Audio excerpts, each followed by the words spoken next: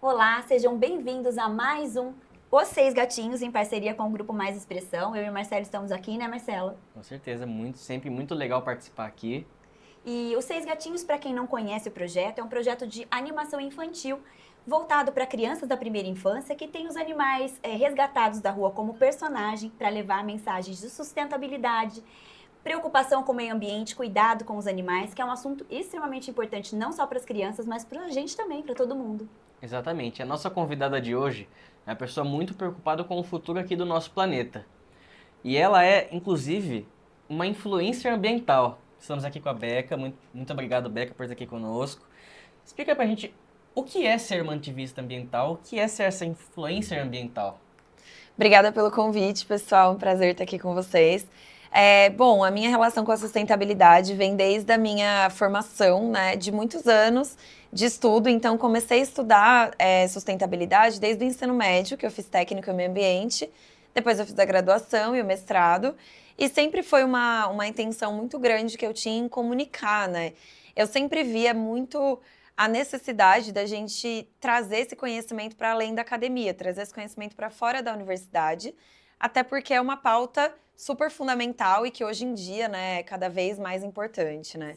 Então, eu comecei a criar conteúdo no Instagram faz uns 5 anos já, mas nunca foi meu foco total, assim, eu tenho outros trabalhos, mas eu sempre tentei trazer, né, essa informação e isso tem sido o meu desafio, que é falar sobre sustentabilidade, falar sobre o meio ambiente, sobre gestão de resíduos, de uma forma que seja mais acessível, que as pessoas queiram assistir, né? Traduzir, né, para as Porque pessoas. hoje a gente compete com muitos conteúdos, com muitos criadores de conteúdo, e a gente sabe que a pauta ambiental, apesar de ela ser super importante, ela não é a mais requisitada, né? Sim. Infelizmente.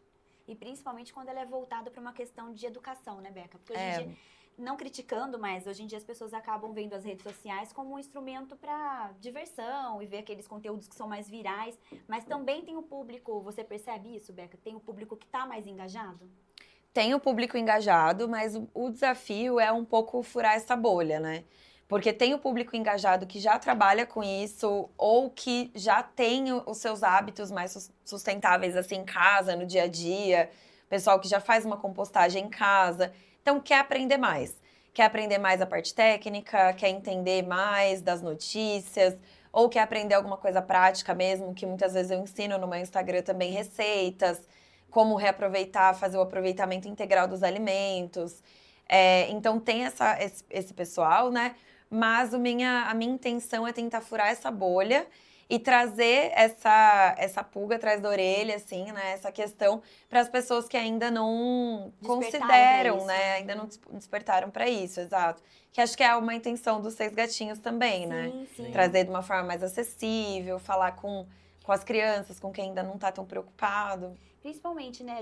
Eu sei que o conteúdo é mais explicativo e tal, mas as crianças conseguem entender também o que você está falando, porque é uma maneira bem didática, né? Como que você faz esse estudo de conteúdo para levar isso para as pessoas? Então, depende muito, né? Hoje eu tenho 3 pilares de comunicação, né, no meu Instagram, onde eu trabalho o conteúdo mais superficial, que é esse conteúdo onde eu tento trazer o entretenimento junto, ou eu tento ensinar alguma coisa, que é o caso das receitas, ou alguma coisa de decoração, enfim. Tem o conteúdo mais informativo, onde eu trabalho com as notícias, e aí eu trago às vezes, uma linguagem um pouco mais técnica. Geralmente esse conteúdo é o que vai pior, ele não tem muito alcance. E tem os conteúdos em parceria, né? Onde eu trabalho com algumas pessoas, marcas que já estão trabalhando com isso, que já estão falando disso. Uma grande parceira minha atualmente é a Menos um Lixo, que é um grande nome aí, né, da comunicação socioambiental ali no Instagram. E a gente produz conteúdo junto para falar mesmo de uma forma um pouco mais acessível. Daí eu já converso com a comunidade deles, que já é formada. Então, é muito esse estudo, né? Eu tenho esses 3 pilares e aí eu faço um estudo de público para cada um desses pilares. Por exemplo, eu sei que o pilar do informativo e das notícias, ele não vai atingir tanta gente. Mas quem ele vai atingir também é interessante para mim, que são pessoas, é um público mais qualificado, vamos dizer assim. Atualmente, eu encontrei um novo nicho também, que é falar sobre curiosidades, né? Eu fiz um vídeo no TikTok, não sei se você chegou a ver, que ele viralizou, ele pegou 1,5 milhão de visualizações, onde eu contei uma curiosidade sobre um desenho animado, que é o Bob Esponja, e a Fenda do Biquíni, né, que é onde é a cidade lá do Bob Esponja. Vi, você repostou no Instagram. Repostei. É feita de lixo, essa é a ideia, né? A ideia é falar sobre o lixo, a poluição no oceano, sobre o lixo no fundo do mar, enfim, tudo, né, que acontece. Então, eu falei sobre isso, fiz esse vídeo, e aí eu consegui atingir também crianças no TikTok. Legal. Porque hoje tem também esse público, né, que eu não sei se é muito saudável, mas tem crianças ali no TikTok e tal. Então, eu tô sempre tentando, tem pessoas que me ajudam também, tô sempre tentando encontrar as narrativas adequadas que vão chegar mais longe, mas são públicos diferentes. Falando em lixo, né, vamos falar um pouquinho do seu currículo aqui, eu vi que você é mestre em tecnologia de lixo zero, pela Unicamp, não é? O que é isso? Você puder explicar pra gente um pouquinho. Boa pergunta, o que é o lixo zero, né? Isso é uma coisa que eu gostaria até de responder mais, né? Bom, por que o lixo zero? Porque o lixo, ele não deveria existir. Por que o lixo não deveria existir? O que é o lixo? O lixo é tudo que a gente gera de resíduo misturado, quando ele é misturado, de modo que ele não pode ser reaproveitado. Então, quando a gente fala em lixo zero, a gente está pensando numa cadeia, que todos nós estamos dentro de uma cadeia de produção e consumo. Essa cadeia é circular, né? Ela deveria ser circular. Só que, na verdade, hoje, a cadeia é linear, cadeia de produção e consumo. A gente explora matéria-prima, recursos naturais, produz as coisas que a gente vai consumir, consome e descarta. E o que a gente descarta, que seria o lixo, é misturado, é descartado misturado. Geralmente vai para um aterro, muitas vezes vai para um lixão. Então, a ideia do lixo zero é transformar essa cadeia linear numa cadeia circular, de modo que nada seja lixo, mas que o resíduo gerado possa ser reaproveitado. Então, por isso que é lixo zero. E por que isso não funciona no Brasil? Por várias razões, Flávia. Sabe por que eu tô te perguntando? Porque outro dia foi uma pessoa fazer um conserto da máquina de lavar da minha mãe. E ele falou, olha, essa é uma máquina antiga. E por ser antiga, ela vale a pena você fazer a manutenção. Porque se fosse essas novas, elas são feitas para não durar mesmo. Elas são feitas pra pessoa, deu um probleminha, vai, joga fora. A obsolescência programada, né? E você vai lá e compra uma nova. Às vezes vale até mais a pena você comprar uma nova. Mas e essa que ficou lá? Ela está sendo acumulada. Por que isso não funciona no Brasil? Eu estou falando de uma máquina de lavar, mas a gente está falando em escala para tudo, né? Sim. São duas coisas diferentes, né? O fato da máquina de lavar mais nova não ter conserto e ser vista como um resíduo, isso geralmente isso é programado, né? Esses produtos, eles são programados para isso. Como ele falou, obsolescência programada. Então, o produto ele é feito para não durar muito. É isso. Às vezes, um exemplo do celular, por exemplo. Às vezes você tem um celular lá, um iPhone dura muito tempo. Você tem um iPhone que você tem lá há vários anos, ele ainda responde às suas necessidades muito bem, só que ele não tem mais atualização. Então, uma hora você tem que trocar, porque os aplicativos param de rodar, porque não tem atualização para aquela versão. Então, isso seria a obsolescência programada. Ela é desenvolvida mesmo dentro do sistema capitalista de produção e consumo, para que a gente descarte, compre. E aí, dentro desse conceito, nem existe muito a discussão, né, do que acontece com isso quando ele vira resíduo. Agora, a pergunta que você fez, por que isso não funciona no Brasil, tem uma outra resposta. Na verdade, a gente tem alguns porquês, né? O primeiro porquê eu diria que é a falta de sensibilização ambiental, que é o que vocês entram para preencher essa lacuna, né, com 6 gatinhos, isso é muito legal, que vocês trazem essa sensibilização, essa conscientização. Então, as pessoas, se elas pensassem melhor em como elas estão descartando ou como elas estão consumindo, provavelmente aquele resíduo, aquele lixo gerado dentro das casas, ele teria um aproveitamento, ele iria para reciclagem, e aí a gente entra num outro pilar de problema, que é a prefeitura mesmo. Então, como que é feita hoje essa gestão desses resíduos? Hoje, é mais barato você mandar o resíduo para o aterro, para ele ser enterrado, do que você investir numa cadeia de reciclagem. Então, as prefeituras não investem nisso. Mas é mais barato hoje ou é mais barato, tipo, vamos supor, se eu investisse isso hoje, gastasse um dinheiro, mais pra frente eu teria um retorno ou não? Um retorno maior? Teria. Teria, né? Teria um retorno É que as pessoas maior. não querem dar esse recurso agora, tipo, não quer pensar nisso agora. Seria Sim, isso? sim. É bem complexo, né? Toda a cadeia dos resíduos. Você imagina que você gera dentro da sua casa por dia uns 10 tipos de resíduo diferente, né? É o resto de comida, é a casca, é o plástico, é o alumínio, é o vidro, enfim. Então, cada um desses resíduos poderia ter uma destinação diferente, precisaria, né, ter uma destinação diferente para retornar para a cadeia. Tá. Então, é um sistema complexo que exige uma preocupação de política pública, sabe? Sim. E que hoje a gente não tem. Tem muito pouco, e o que tem é, às vezes, né, não em todas as cidades, mas muitas vezes é meio mascarado, sabe? E tá meio que na moda também as empresas falarem desse ESG, né? Dessas coisas de, nossa, a gente recicla e tal. E às vezes, na prática mesmo, a quantidade que é reciclada é muito pequena. É mais por uma questão, assim, de que é bonito hoje em dia a gente falar, não é? É com bonito certeza, falar. dá aquele status, né? A gente se preocupa, né? Isso, a gente se preocupa, mas de fato não tem essa preocupação, assim. Então, é mais uma bandeira do que na prática. É uma bandeira, é muito perigoso isso, né? Porque tem o greenwashing, que é o greenwashing é quando uma marca fala que ela é sustentável e ela não é. Então, ela usa uma bandeira verde, né? Para dizer que ela está fazendo ações de sustentabilidade e, na verdade, ela não tá, ou ela está fazendo tão pouco que Considerado. nem deveria ser considerado, sabe? Uhum. Então, tem o greenwashing e o pilar do ESG, né? Ele está sendo um pouco banalizado. A gente está tentando trazer isso de uma forma, porque é muito corporativo, né? O ESG. Então, precisa realmente entrar nas empresas e tentar trazer. A maioria das empresas, por exemplo, faz ação de ESG sem ter um especialista dentro da empresa. Então, o que eu já vi de comunicação errada, de comunicação, sabe, mal feita, porque a empresa quer falar, não, a gente vai comunicar uma ação ambiental. E comunicou errado, porque não tinha ninguém ali para realmente orientar de forma técnica, né? Então, essa coisa do ESG, ele pode realmente, às vezes, ser visto como uma bandeira meio falsa, assim. Sim, que é mais papo do que, né, do que realidade mesmo. Exato.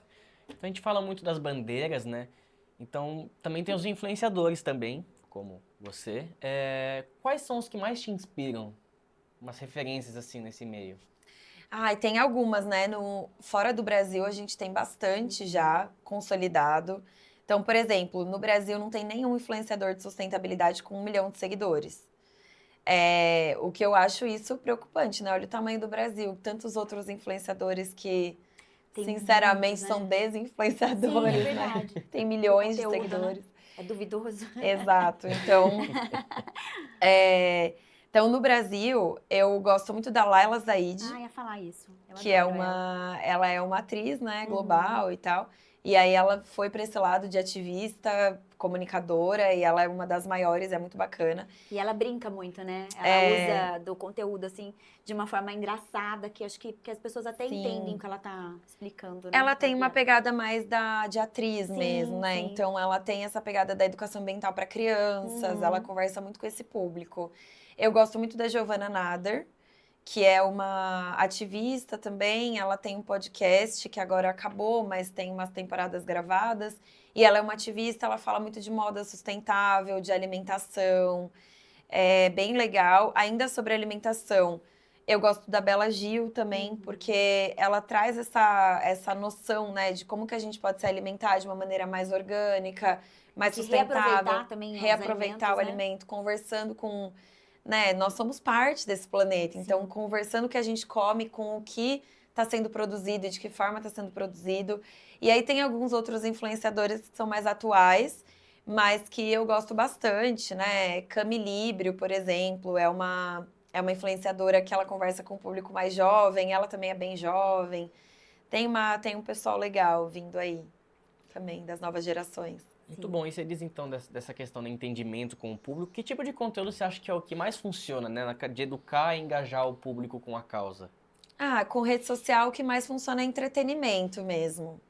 Então, dos pilares que eu converso, acho que quando eu consigo trazer um pouco de entretenimento, ou um conteúdo mais dinâmico, mais de curiosidade, isso funciona muito bem. E quando você está ensinando alguma coisa, né? Pelo menos nas redes sociais as pessoas estão dispostas a aprender sempre alguma coisa para fazer. E aí as receitas funcionam muito bem, os conteúdos de decoração, às vezes que eu faço, funcionam bem também. Que é mais do que só falar, né? Você também coloca um pouco na prática, às vezes, né? Dar exemplos, né? Pra pessoa Exemplos, entender exato. de uma maneira. E no dia a dia, tipo, como que você aplica tudo isso que você estudou, tudo isso que faz parte do que você acredita no seu dia a dia? Bom, acho que em primeiro lugar, a roupa que eu visto, né? O meu guarda-roupa é 90% de brechó. Gente, isso é legal, porque ela É dá muito umas dicas legal. bem bacanas. Inclusive, ela faz umas comparações entre, sei lá, essa peça custa R$ 5.000 e essa aqui eu paguei 200. Sim, sim. Nossa, tem um casaco que eu paguei super barato e eu vi na loja por R$ 600 e eu Então. comprei novinho. E como assim. que você descobre? Você vai garimpando? Você vai indo conhecendo? Eu conheço alguns em Campinas já, mas eu consumo muito conteúdo sobre isso, porque eu não sou uma criadora especificamente de moda sustentável. Tem algumas pessoas que são, né? Então eles dão algumas dicas melhores, mas eu chego numa cidade, eu já quero saber de um brechó, sabe? Ainda mais se tem algumas cidades que são conhecidas por isso, né? Fui para Paris ano passado e Paris, assim, tem muito brechó, já é Mais cultural, né? É Aqui no cultural. Brasil, o pessoal tem um pouco de preconceito. Eu até acho engraçado que eu compro coisas em brechó e tem peças lindas e super baratas. Super. E às vezes as pessoas me falam, nossa, mas você tem coragem? Porque a pessoa que usou aquela roupa tem uma energia e aquilo pode passar pra você. Me preocupa um pouco mais o fato de eu comprar uma roupa de grife, que aquilo foi feito com trabalho escravo, Falou do que tudo. eu ter usado uma roupa que alguém usou, de repente, num momento que não foi muito legal e tal. Isso é uma questão que as pessoas às vezes falam pra você. Gente, a roupa é isso, lavou, tá novo, né? E é A você roupa que faz tua energia. É você que faz a energia, você que tá usando também, né? Acho que, enfim, quem tá usando é você. Então, se você tem uma preocupação tão grande quanto a isso, lava com sal grosso. Faz Acho uma que oração bota num antes, sal né? grosso ali, ó, tá tudo resolvido. Não existe isso de energia, inclusive pelo contrário, é que nem você falou. É muito pior uma roupa que traz uma energia de trabalho escravo, que traz uma E que a gente sabe energia. que tem muitas grifes que se utilizam disso, né? Muitas, né? Grifes, o próprio Brás, né, em São Paulo, lá tem um monte de fábrica ilegal, pessoas que fazem uma peça para ganhar centavos, esses sites da China, e não só, né? Não só o trabalho escravo, mas eu prefiro usar uma roupa que supostamente tem uma energia prévia, que na verdade eu não acredito que tenha, mas enfim. Que alguém usou? Uma roupa que tá ali, né, de segunda mão, do que pensar qual foi a energia ambiental usada para que aquela peça chegasse até mim. O impacto, você diz, o impacto Exato. ambiental. Então, por exemplo, foi usado água, foi emitido poluição, foi emitido uma água, um esgoto ali, né, um efluente, um esgoto ali daquela produção. Foi usado energia, como que essa energia foi produzida para ser usada? É uma energia de combustível fóssil? É uma energia de carvão? Não é uma energia renovável? Está sendo usado para produzir minha roupa. E depois, para essa roupa chegar até mim, quanto transporte ela teve que fazer? Eu vou comprar roupa da China, que é legal, que é barato. A roupa está na China, ela vai chegar até você. É que eu acho que é uma coisa que às vezes as pessoas nem pensam muito, né? Que não tô entrando em mérito de vegetariano, vegano, nada, mas quando você vai consumir um produto, vai comprar uma carne, você já vê a carne embalada, você não tem aquela ideia de que aquilo é um bicho, é um animal. Você já compra, é a mesma coisa que a roupa. A gente compra a roupa, você nem pensa muitas vezes. E talvez você levar esse conhecimento para as pessoas é essencial, porque elas começam a refletir sobre isso, né? E é o potencial das redes sociais, né? Hoje, quantas coisas a gente já não aprendeu, né? A gente chega numa roda de conversa, sabia que eu vi no Instagram que não sei o que, não sei o que lá? Então, eu acredito na importância da comunicação e no poder da comunicação. Sim. Com certeza. A gente comenta assim de moda, de sustentabilidade. Eu lembro um caso, por exemplo, que a Adidas ela passou a utilizar em camisas de time, que é uma cultura na moda assim emergente, né, vamos dizer assim. Nos principais clubes do mundo ela fez uma campanha que as camisas por uma temporada foram feitas a partir da reutilização de plástico, de garrafa, né? E eu acho a propaganda dizia também que dando essa conscientização, né? Eu acho isso muito importante também. Até porque, né, Beca, a gente vê que a roupa, ela é uma questão, eu não sei, eu sei que aqui a gente não tem um local certo de distribuição do tecido. Então, muitas vezes ele é jogado no meio você que entende mais essa questão de lixo e tudo mais, de onde que é, ela não poderia ser descartada junto com o lixo normal? Como que é feita essa logística reversa, essa questão do descarte da roupa? Hoje já tem algumas empresas que fazem, né, a reutilização do tecido. Então, por exemplo, a Puquê, que é uma marca de meias, né, enfim, pijamas, eles fazem a reciclagem de meias usadas para transformar em cobertores para moradores de rua. Olha. Então, você pode levar numa loja da Puquê, todas as lojas têm um ponto de coleta, e aí isso acontece se essa reciclagem, mas é só com meias, se eu não me engano. E aí tem algumas empresas que coletam de fábricas os resíduos de tecido. Eu descobri uma semana passada que faz plástico, peças de plástico com tecido. Então não é... É porque assim, a maioria das peças, das roupas que a gente tem, elas são feitas de plástico, né? Elas são feitas de poliedro, por exemplo, poliamida. Isso é plástico. Então eles meio que desidratam e transformam em partículas de plástico que podem ser transformadas em peças de plástico. Então, beleza, tem indústrias que fazem isso e tal, mas ainda é pouco. As marcas de roupa não têm logística reversa. No Brasil, tecido não não existe uma lei, né, que obrigue Descarte certinho, né, de correto, assim. que obrigue o produtor de roupa, por exemplo, fazer aquilo retornar de uma maneira adequada. Como tem com pneus. Por exemplo, no pneu tá na lei que o produtor, a indústria que fabrica, ela é responsável por aquele pneu. Então, no caso das roupas, isso não existe. E aí, o mais adequado, na verdade, é que não é orgânico, né, no fim das contas. Então, é uma coisa meio, realmente, Complexa, não tem um fim, sabe? Porque não é reciclável Uhum. e não é orgânico. Tem plástico, muito plástico dentro das nossas roupas. Então, não é algodão 100% orgânico. Se for algodão 100% orgânico, pode descartar na natureza que vai se decompor muito rápido. Mas a maioria das roupas não são. Então, é complicado.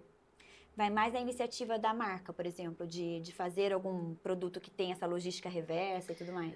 Geralmente vai embora, né? Pra lixão, pra aterro. A gente tem no Chile, se eu não me engano, tem uns lixões só de resíduo têxtil. Que fábricas do mundo inteiro mandam pra lá. Então, são pilhas, montanhas e montanhas de tecido. E o que eles fazem? Nada, fica lá na natureza. Jesus! Não adianta nada, né? É muito pesado essa situação. E no dia a dia, assim, você falou da roupa, dos brechós, o que mais que você aplica, assim, que você pode dar uma dica pro pessoal que tá preocupado sim, com essa com questão? certeza. Quer começar, né? Adotar o lixo do nada, zero na né? sua Adotar vida, né? isso na vida. Legal. Olha, eu gosto de começar do básico, que é a eco bag, sabe? Eu acho que a sacolinha plástica ainda é um grande problema. Sim. E, nossa, chega, sabe? A gente não precisa dela. É verdade. Então, o passo 1, pra mim, é andar na bolsa com uma eco bag, com uma bolsinha ali, que você pode usar, de pano, né? Que você pode usar quando você for fazer uma compra, coloca no carro, sabe? A gente não precisa sair do Aquelas mercado sacolas com um monte. retornáveis Exato. que tem, né? Você já deixa no carro ali, Perfeito. já... Deixa no A sacolinha é carro. muito da nossa cultura também do Brasil enraizada, né? Muito. Porque, por exemplo, se você for em outros países, vou dar um Não exemplo de tem. Portugal que eu sei, as pessoas já têm esse hábito de andar com essa sacola retornável e nos mercados, se você que precisa daquela sacolinha plástica, eles cobram. Por mais que seja um valor baixo, a pessoa sente, né? Tipo, Ela tá vou pagando ter que por pagar aquilo, por né? isso. Aqui no Brasil, as sacolinhas plásticas são menores, fica maior quantidade e sempre vai lá. E às vezes elas rasgam, então você tem que colocar várias. Várias. E o mercado não incentiva, tipo, aqui a opção da sacola retornável. Há um tempo eu lembro que sim, quando começou, mas hoje eu quase não vejo mais nos Tanto mercados. que em não supermercados, visível. Marcelo, às vezes tem um caixa. Um caixa que é voltado para quem vai com sacola retornável, porque a maior parte das pessoas não tem esse hábito, né? E é toda uma cultura também, né? Por exemplo, no mercado vende sacola retornável. Sim. Aí eles transformaram isso num produto. Então, compra essa sacola porque ela é feita pelo designer tal, não sei o quê. E fica mais caro. Nunca é bonito o suficiente pra você querer comprar pelo design. Você nunca compra pelo design. Cada um tem um gosto, né, também, né? Aí a gente... Não, as pessoas não usam isso como item eu de não vou sair moda. passear com ela, né? Aham. Sabe? Sim. Então, assim, acho que em senso comum, pode até ter gente que gosta, mas em senso comum isso não é um item de moda. É meio feio E mesmo. é feito realmente para virar um produto para encarecer. Então, assim, eu muitas vezes vou no mercado sem a minha eco bag, e aí eu prefiro, assim, eu junto tudo numa só de plástico e saio carregando aquilo de Ou um caixa. jeito. Caixa, tudo bem? Ou caixa. Do que comprar uma que às vezes é R$6, sabe? Que daí já é um dinheiro que nem sempre você quer toda vez ali pagar. Então, o ideal é você criar esse hábito, mas eu acho que também tem uma indústria que não incentiva, sabe? Só da sacolinha ser gratuita, não tinha que ser, como você comentou. Então, essa coisa da eco bag é um passo um, assim. O passo 2 é sempre evitar o plástico de uso único. O que é o plástico de uso único? É aquele plástico que a gente vai pegar ele novinho e vai usar uma vez e vai jogar Canudo, fora. por exemplo. Canudo, copo descartável, garfo descartável, tudo que é descartável, né? Garfo, talher Embalagem, descartável, assim, também. pratinho, muitas vezes uma embalagem de isopor. Então, às vezes, Aqueles frasquinhos gente... de marmita, por exemplo. Também. Então, às vezes, a gente pode... às vezes não tá no nosso controle, tá? Eu não tô, assim, eu não sou radical. Mas, às vezes tá, e basta uma palavra nossa, né? Por exemplo, às vezes eu vou tem um mercado perto da minha casa, tem uma padaria, que eles sempre colocam as coisas num pote, numa embalagem de isopor, né? Uma caixinha de isopor. E às vezes é uma coisa que não tem necessidade daquela caixinha de isopor. Ou é alguma coisa que até é, sei lá, um bolo, um doce, mas que eu vou consumir ali, dali 5 minutos, sabe? Então eu falo, não precisa, coloca num saquinho de papel pra mim. Basta eu falar isso, sabe? Basta Partir das pessoas. Exato, basta eu repensar meus hábitos e conseguir comunicar meus hábitos. Olha, hoje não precisa de sacolinha. Olha, ao invés de colocar no isopor, você pode colocar no papel pra mim? Pronto, né? Então, esse é um passo 2, tentar evitar o plástico de uso único, andar com um copinho, com o seu copo, com a sua caneca, né? Você que trabalha em escritório. Já fica a dica. Você trabalha em escritório, aí você consome café, água, suco, chá o dia inteiro. Quantos copinhos você usa, pelo amor de Deus? Custa você ter uma caneca, porque você já tá dentro de um espaço fechado, que você vai ficar lá o dia inteiro. Adote uma caneca, sabe? Tem como lavar, normalmente tem a copa lá, com uma buchinha, o detergente. Às vezes você vai tomar água o dia inteiro, não precisa, né? Nem trocar. A garrafinha, então sempre andar com a sua garrafinha, né? A garrafinha de água que você pode ficar enchendo por aí, não precisa ficar comprando água na garrafinha de plástico. Então, até o quando plástico pode de ficar uso. usando ela também. Por exemplo, essa aqui acabou. A gente enche ela de Usa novo, de refil, continua né? usando. Não precisa toda vez que compra uma, jogar fora depois. Pode usar também. E você separa também o lixo na sua casa? Como que você faz? Aí esse é um passo muito importante, separar o resíduo em casa. E como que separa o resíduo em casa? Isso é importante também, porque muita gente tem dúvida. Tem que limpar. Tem que limpar o resíduo reciclável, porque se ele tiver resto de comida, ele pode apodrecer ali, juntar bicho e dificulta a reciclagem, ou às vezes inviabiliza a reciclagem. Então, passa uma aguinha, sabe? O que eu sempre falo deixa ali dentro da pia, enquanto você está lavando a louça, vai caindo uma água, vai caindo sabão ali, depois você só tira e coloca na sacola e pronto, né? Então, separar o reciclável, tentar descobrir como que você pode descartar isso, se tem coleta seletiva no seu bairro, na sua rua, no seu condomínio, ou se não tem realmente no seu bairro, na sua rua, e você tem um carro, uma moto, você pode juntar ali, levar num ecoponto que tem na cidade, sabe? Então, se preocupar com a separação de resíduo é muito legal.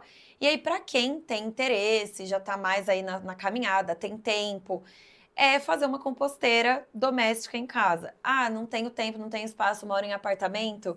Existem empresas muito legais, em Campinas tem várias, inclusive, que fazem a coleta do resíduo orgânico e compostam esse resíduo. Então, eles te deixam um baldinho com tampa, você deixa ali em cima da sua pia, tudo que é resíduo orgânico você vai colocando ali. Uma vez por semana, eles mesmos passam, pegam o baldinho e levam para compostar de uma maneira mais, em maior escala, né? Então, isso são alguns hábitos e repensar a nossa alimentação e o nosso consumo. Então, tá indo no shopping para comprar, né? Seu hobby é comprar? Comprar o quê? Por quê? Tô Por que precisando. fazer isso, sabe? Às vezes Muita você coisa a gente realmente age no impulso, precisa. não é verdade? Você vê, Exato. gostei, mas às vezes você não tem a necessidade de fazer aquela compra ou adquirir aquele produto. Exato. E às vezes você começa a conquistar hábitos mais legais pra você, sabe? Eu também cresci numa cultura onde a gente ia no shopping pra passear. Mas quando eu comecei a ver que que eu não precisava fazer aquilo, que eu não precisava nem ser induzida a comprar, porque você fica andando no shopping, você fica querendo comprar, né? Você é induzido ali por aquele ambiente. Nem ser induzida a comprar e muitas vezes nem comprar coisas que eram desnecessárias, eu comecei a ter um tempo livre e querer dar uma volta, eu ia no shopping, mas eu ia no cinema, sabe? Eu ia andar na rua, eu ia no shopping, mas eu ia só tomar um café e ler um livro.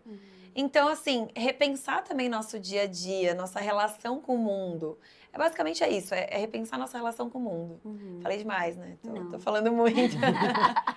Aí a gente chega nesse contexto atual, por exemplo, as enchentes do Rio Grande do Sul, trouxe de novo não, né? Reforçou sobre a crise climática, né, que a gente está passando. Como o movimento Lixo Zero contribui, né, contra essa crise climática? Ou pelo menos no enfrentamento, Sim, né? sim. É muito boa essa pergunta.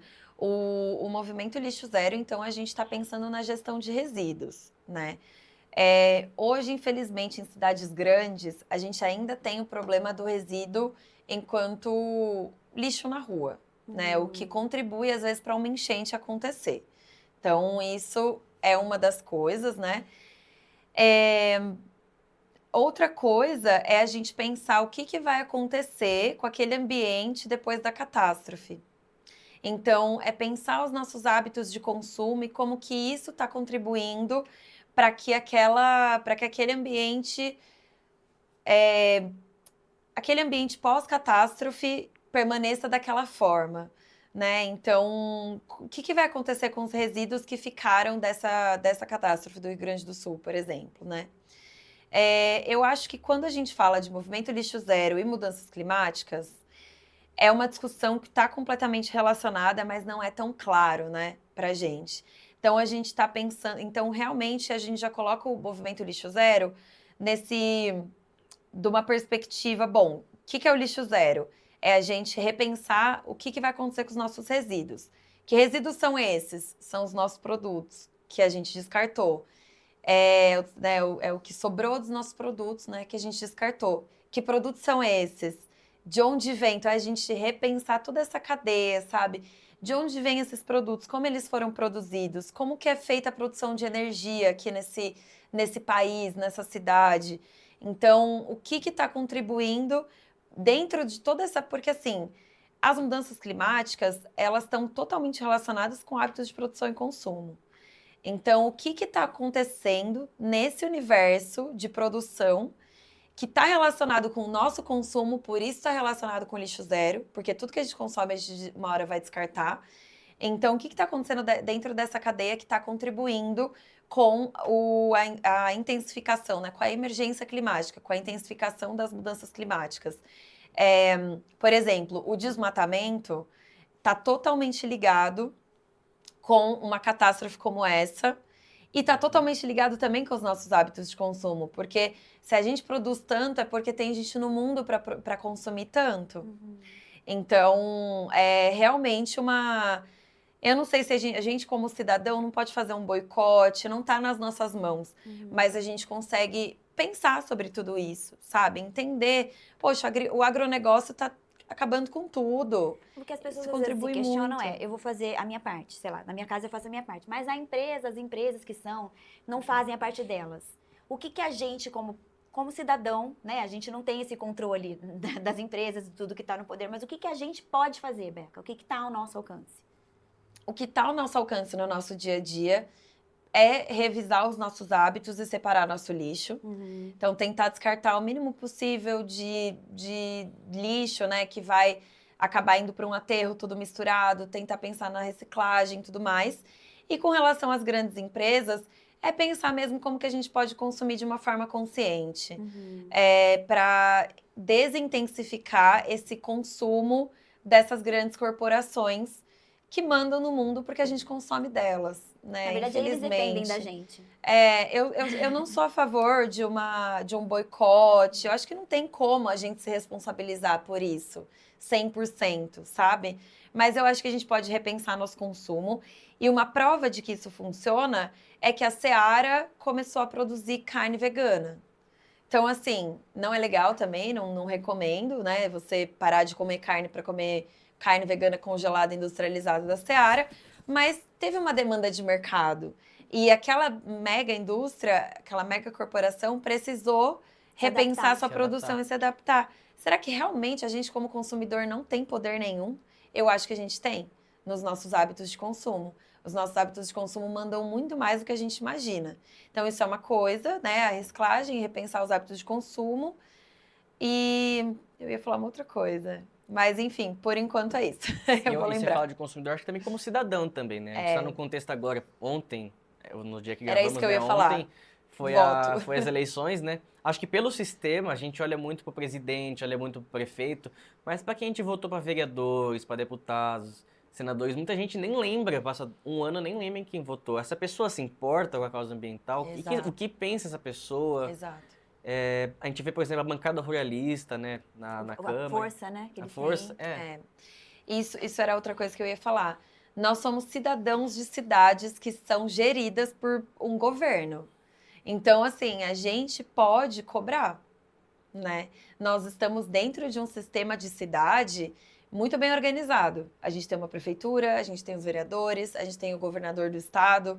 Então, a gente não está aqui à mercê, sabe? Nós somos os cidadãos. Dentro de uma democracia, a gente vota.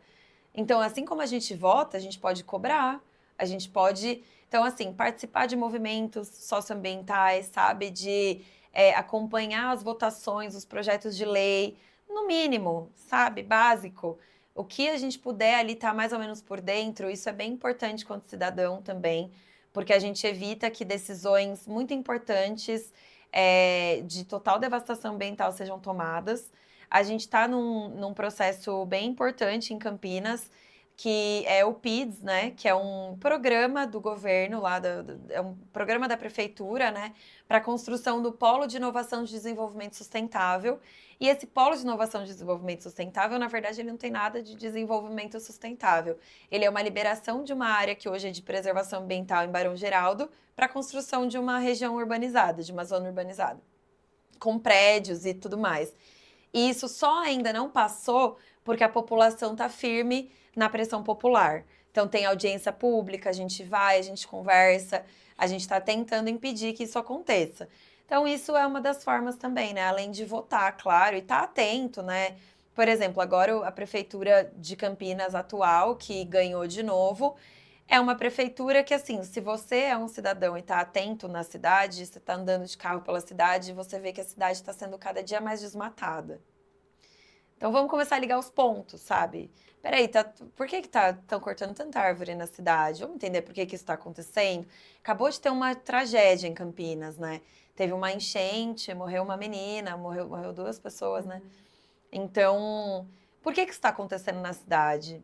Então, é um pouco de questionar. Eu acho que isso é bem importante. E parar com essa coisa de eu não gosto de política, porque até o fato da gente não fazer nada é um ato político, É né? um ato político, A gente tudo é um tá ato político. aceitando o que as pessoas estão fazendo. E aqui eu não tô trazendo nenhum viés, sabe? Pelo amor de Deus, assim, nem quero trazer para esse ambiente. Acho que não é o momento, não é o ambiente. Mas é mais esse momento de reflexão mesmo. De participação das pessoas mesmo, né? Sabe? Beleza, o atual prefeito, ele tem ações ambientais, vai lá ver. Só isso, questiona, vai lá ver o que está sendo feito, sabe? Eu Só acho que isso. Indaiatuba também passa um pouco por isso. Se você for ver a área que Indaiatuba se expande ali, se você for ver os novos loteamentos, avenidas, muitas vezes você vê lá, por exemplo, a avenida do centro, mais antiga, tem bastante árvore, bem coberta, as novas. Tem aqueles postos de iluminação, aí por conta do fio aqui que também não é soterrado, não pode colocar uma árvore. Aí você vê o negócio está totalmente... É um problema de todas as cidades, né? Que a gente tem que Sim. estar atento. Né, ultrapavimentação, então Não escoar pavimenta água, tudo, tira mata nativa, é complicado. É um problema que a gente passa no Brasil, né, bem grave.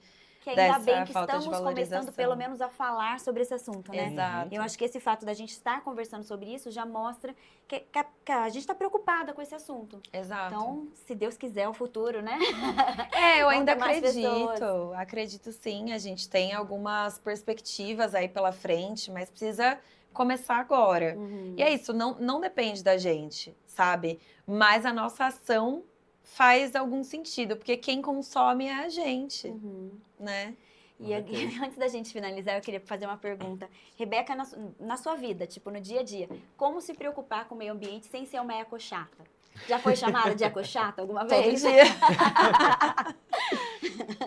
Como? Qual que é o segredo disso? Olha, é um desafio para mim também.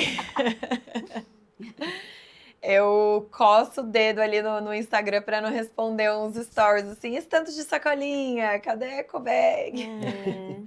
Mas assim, eu acho que é levar no bom humor mesmo, e nada melhor do que o nosso exemplo. Então, eu acho que eu parei de me tornar uma ecochata quando eu parei de ser uma ecochata, eu acho, sabe? Porque eu vim de uma trajetória onde durante a faculdade eu era meio hippie, eu era meio super Radical, natureba, talvez, assim, um pouco mais radical, fui vegetariana há muito tempo, hoje eu não sou mais. Então, aos poucos, eu mesma fui me tornando menos ecochata, sabe? Entendi. Eu mesma fui me posicionando de uma forma que eu sou sim uma ambientalista, eu reflito sim sobre os meus hábitos, eu reduzo sim o meu consumo de carne, eu ando com a minha garrafinha e com o meu copinho, mas eu sou uma pessoa normal, que se precisar usar um copinho, tudo bem, mas eu vou falar sobre isso, eu vou questionar isso.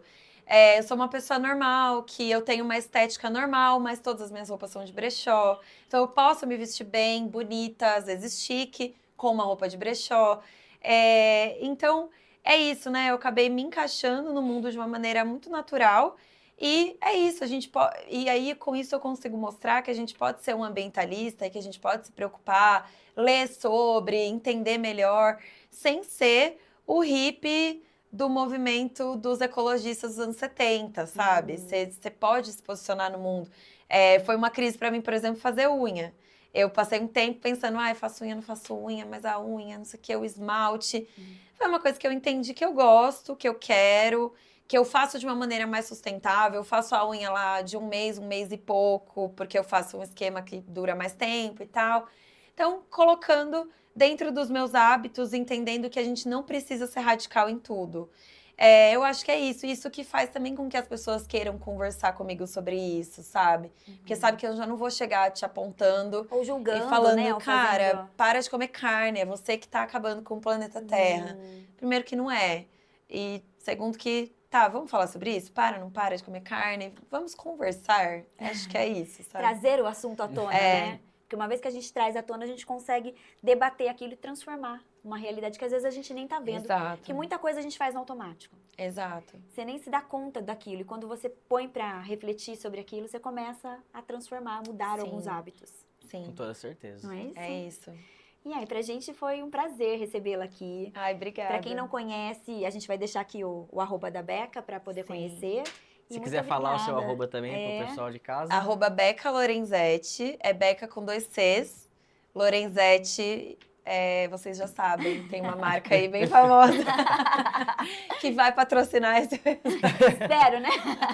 Gente, Esperamos. muito obrigada, né? Obrigada. Agradecer a Flávia também mais uma vez pela oportunidade de mais um episódio aqui dos Seis Gatinhos participar, sempre muito bom, um assunto muito importante, e agradecer de novo a Beca pela presença aqui, por conversar um pouco com a gente. Muito Obrigada obrigado. mesmo e parabéns pelo projeto dos Seis Gatinhos. Espero que eu consiga colaborar com vocês fisicamente em algum momento. É incrível o projeto, a ideia e super importante, né? Trabalhar Super com as importante. crianças esse assunto que a gente está debatendo agora. Super, super. Obrigada, gente, e até mais. Obrigada.